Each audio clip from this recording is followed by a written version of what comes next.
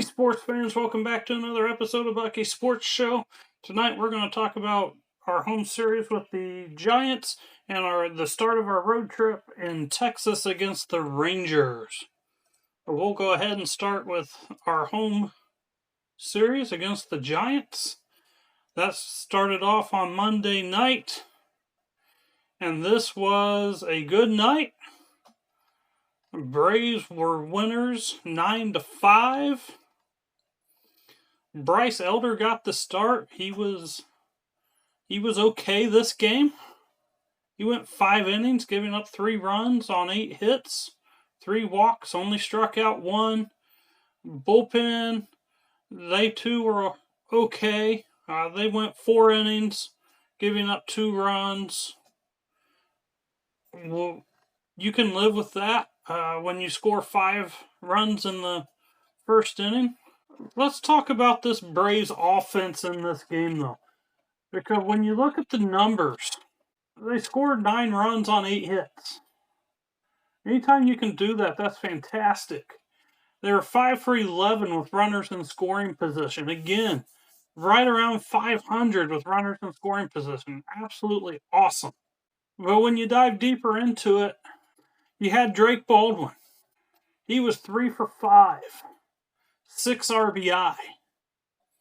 Now, the Braves' rookie record in a single game is 7 RBI. So he was one off of that franchise record. Now, let's take Drake Baldwin out of the equation. Braves' offense doesn't do much. In the first, Drake Baldwin got things going with a double that scored 3 runs. And then Nick Allen singled him in. Also on the Nick Allen single, Ozzie Albies scored. Those are your 2 runs. Those are your 5 runs in the first inning. And then you go to the fourth, where the Braves scored 3 runs. And again, Drake Baldwin had 2 RBI on a single. And then Ozzie Albies comes up and knocks in Drake Baldwin when he's in scoring position. And then in the bottom of the 6th, the Braves added 1 more, and Drake Baldwin had an RBI double. Every single run the Braves scored was due to Drake Baldwin. He was in on it on somehow, some way. So it's a good thing he was hitting the ball. Now, Albies and Allen, they came in, they got their hits when they needed to. They absolutely did. But this is a different conversation we're having if it wasn't for Drake Baldwin. And I'm going to say this right now. If he's not a Rookie of the Year candidate and one of the top 3, voters need to be looked at. In my opinion, he's the front runner. And the other thing you want to look at here too is the Giant starting pitcher. You got to feel bad for this kid. Birdsong, he didn't get an out. Starting pitcher did not get an out. He threw 25 pitches. Only 6 of them were strikes. He gave up 5 earned runs on 4 walks and 1 hit. His 1 hit was a 3-run double. You feel bad for the kid. But the Braves did exactly what they needed to do when he wasn't throwing strikes. They took advantage of it. They were able to put 5 runs on the board. And really, they put the game away in the first inning. It was just a nice win to get the week started. Now let's go on to Tuesday night. This game was an absolute nightmare. Nightmare is the word I'm choosing to go with. The Giants won this game 9-0. When you look at the hit column, the Giants had 10 hits. They scored 9 runs on 10 hits. Braves had 8 hits, could not get a run in. This was just, like I said, just a nightmare. But again, they had Davis Daniels starting, and he went 5 innings, gave up 5 runs, 7 hits, 4 walks, struck out 3. And then they brought in Suero for 2 innings. He gave up 4 runs, 3 hits, 2 walks, struck out 2. It's just the pitching is just frustrating. And then you get the offense after a night like the night before, and on a night when Baldwin's not on, the rest of the offense goes 0 for 10 with runners in scoring position, leaving 12 men on base. Left 12 men on base. 0 for 10 runners in scoring position. Absolutely awful. Absolutely awful.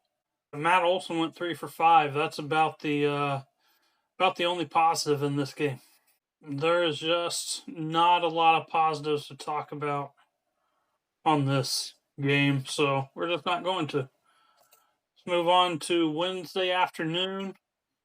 This was a 12:15 start, which I thought was a little early, especially when you're playing San Francisco, a 9:15 their time start. Just kind of a, I don't know, just weird time frame to start a game, in my opinion, for a West Coast team in the middle of the week. Kind of not fair. But, you know, is what it is. Again, Giants won this game 9-3. This game was kind of an oddity as well. Spencer Strider, he went 5 innings, gave up 3 runs, 5 hits, 3 walks, struck out 7, gave up 2 home runs. But here's the oddity of this game. The Giants scored 3 in the 5th, 3 in the 6th, 3 in the 7th, and the Braves scored 3 in the 7th. So both teams were scoring in threes. In this game, Braves offense, again, 2 for 10 with runners in scoring position. At least they were able to get a couple RBI this game. Baldwin had 2 more. Murphy had 1. Really, I mean, Baldwin had a heck of a series. You know, he did not play well Tuesday night, but he still ended up with 8 RBI. 4 for 13 on the series.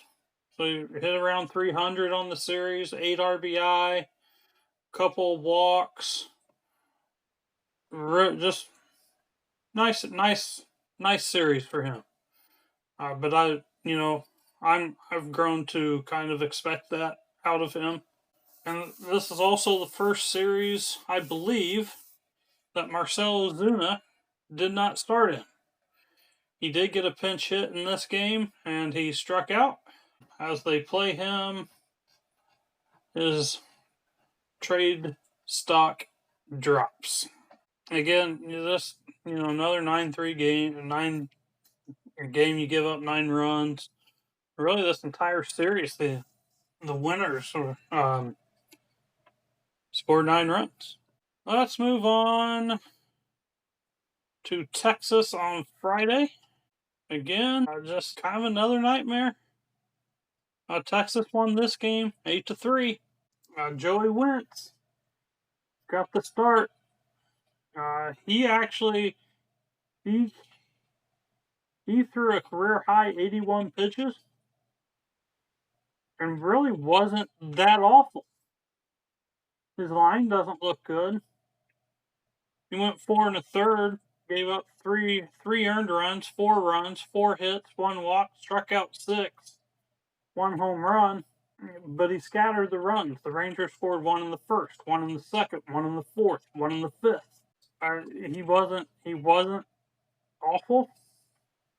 He could have been better, obviously, not giving up the 4 runs, but it is what it is. In the 1st, the Rangers scored on a sac fly. The 2nd was a home run. The 4th and 5th were both on doubles. Braves offense just couldn't help him out. Again, they were 1 for 10 with runners in scoring position, leaving 9 on base. 1 for 10. H2 hit a solo shot in the 7th, and here's the Braves bullpen in the 8th gave up 4 runs. Montero gave up 4 runs. In the eighth, the Rangers scored by bases loaded walk, a bases loaded hit by pitch, and a 2-run or a single and a sac fly. And then the Braves' one hit with runners in scoring position came in the ninth.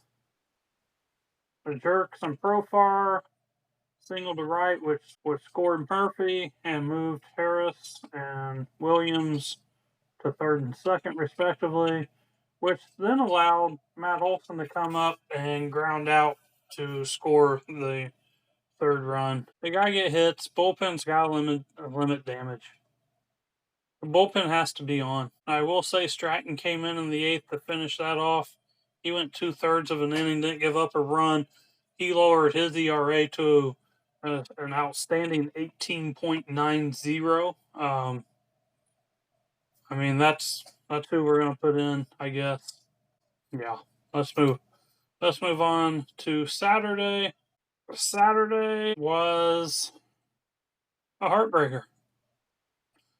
The Rangers won this one 6-5 in 10. Braves were 3 for 14 with runners in scoring position. 3 for 14. They scored 5 runs on 8 hits. Texas scored 6 on 8 hits. This too actually turned into a nightmare, but we'll have more on that later in a minute. Starting pitcher Grant Holmes went 4 innings, 4 runs, 6 hits, 2 walks, 2 strikeouts. Bullpen didn't give up anything until Iglesias came in and blew a save and allowed Texas to tie the game in the ninth. Just frustrating. In this game, the Braves got off to a 1-0 lead in the first on an RBI from Albies. Profar scorer Matt Olson was actually called safe on the play at the plate, but the Rangers reviewed it, and he was indeed out after review. In the second, Profar added another RBI single, scoring H2. And then the bottom of the second's kind of where Holmes started to run into some trouble. Rangers got a RBI triple. That was followed by an RBI single. Then the third, they had another RBI single. They scored 2 to give them a 4-2 lead. Then in the fourth, H2, he had an RBI double. And the sixth, H2 hit a solo shot to tie the game at 4. And then, bullpens were good until the ninth. And Murphy was able to get a sac fly in the top of the ninth to give the Braves 5-4 lead. And in past years, that would have been lights out for Raisel Iglesias. This year, it is time. And the Rangers were able to get an RBI double to tie the game. And then in the 10th, De Los Santos, I love the ghost runner on second, but and the Braves did exactly what I thought they should do. The Braves couldn't score in the top of the 10th with their runner on second. They came out, they intentionally walked a batter, they set up force play every base, and the ground ball, it just got through the infield. It was just a well-placed RBI single to win the game. But the Braves handled extra innings exactly how I would have set up a force play. They got the ground ball. It was just not at anyone, which allowed Texas to win the game. Disappointing loss, but at this point, not really unexpected. Sunday, this was a game I didn't watch. Thank goodness I didn't watch it. Brave starter Elder, he went 2 2/3. He gave up 8 runs, 6 hits, 4 walks, 3 Ks, home run. After that, Braves bullpen, they gave up a couple 2-4 hits, a walk, struck out 6, didn't give up any runs. Stratton came back in. He's lowered his ERA to 11.12. That ERA for him just keeps getting better and better every day. Again, Braves with runners in scoring position, 1 for 5, left 6 men on base. They could only get 4 hits. Just kind of a frustrating game.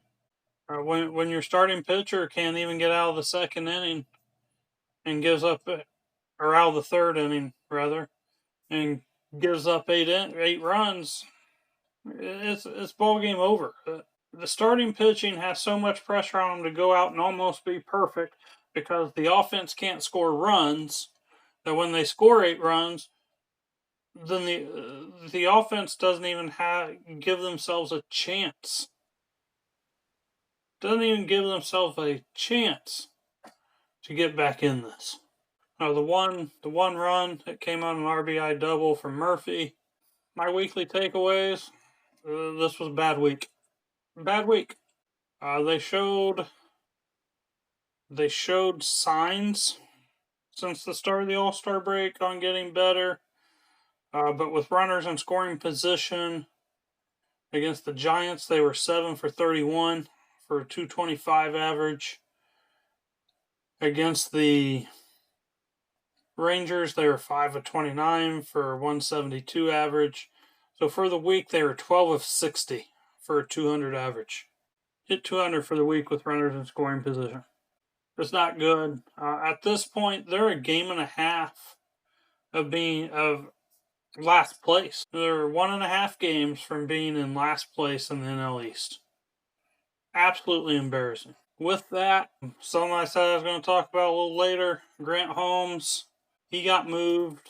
He got put on the IL with right elbow inflammation on Saturday. Today, the Braves traded to get starting pitcher Erick Fedde in cash from the St. Louis Cardinals for a player to be named later or cash considerations.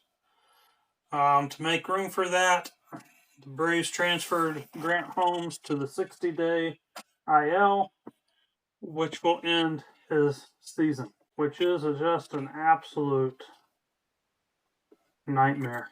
When you look at the depth chart for the Braves pitching staff on the MLB.com website, they have 5 starters currently on the 60-day IL. And one of their more important relievers is also on the 60-day IL. Chris Sale, Ronaldo Lopez, they've been playing catch, but nothing pitching related. Schwellenbach, Holmes, and Shawver are probably all done. Well, Shawver and Holmes are definitely done. Schwellenbach's probably done for the rest of the year. I think he's eligible sometime in September, but he had a broken elbow. Just at this point, why bother? Why bother at this point? With that, though, next week, kind of an interesting week next week. We start off at the Kansas City Royals, Monday, Tuesday, Wednesday. And this is where things get a little interesting. They go to Cincinnati on Thursday and Friday afternoon. And then the Reds and Braves will go down to Bristol, Tennessee and play a game at Bristol Motor Speedway. Very interesting location for a game. I am toying with the notion of going to the game. So I'm going to go ahead and throw this out. If the Braves happen to see this, hear this, whatever. If you need me to come over to Cincinnati, I think I could give you about 6 innings in one of those games against the Reds. It's not going to be pretty, but so far nothing else is either. But I think I'm not going to be any worse than what Bryce Elder was today. I don't think I would give up 8 runs in 3 innings. I might, but I think you would probably take me out before I did, would be my guess. But if you want me to come over to Cincinnati and try to pitch for you, it looks here like you need all the help you can get. What a fun story that would be. I'll take the league minimum. I'll take the league minimum. Again, just a frustrating week. Next week, you got the Royals, Reds. Both of those teams have been playing well. Reds 7-3 in their last 10. Kansas City, they're 6-4 in their last 10. The Reds are 6.5 games out in the Central. The Royals are 8.5 back in the AL Central. The Reds are just a game back in the wild card, and Kansas City's only 4 back in the wild card. So both those teams, they got playoffs in their eyesight. They need wins. The Reds, the Braves, they got Bristol coming. Could be an interesting week. And with the Royals and Reds needing wins, I am absolutely positive that they are probably going to get them. Nothing indicates that the Braves are going to be able to stop that.